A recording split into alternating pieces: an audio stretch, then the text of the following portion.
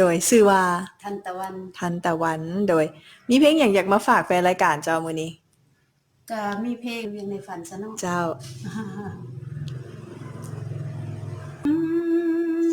อยากเห็นเวียงจันทน์น้องต้องฝันทุกวันเวลาศาสตร์นี้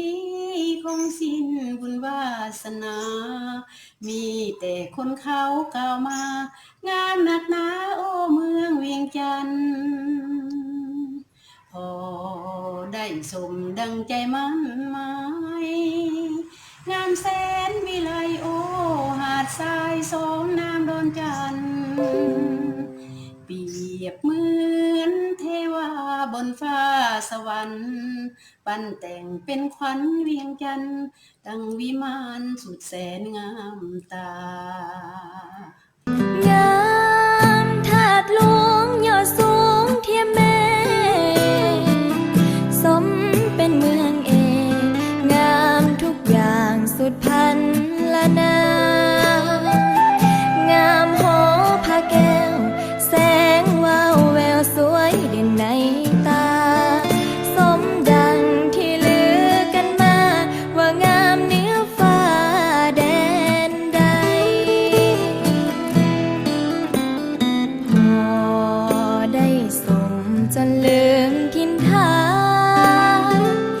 มาเห็นเวียงจันทน์สุขสำราญเหนือเมืองใดได้เห็น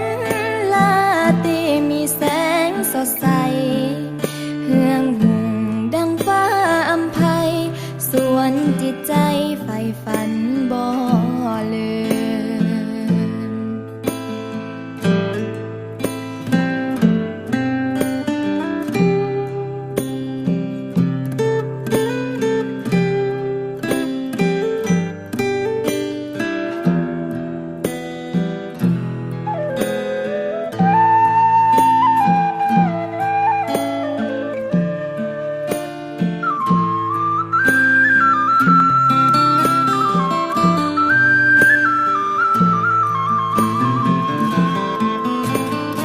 งา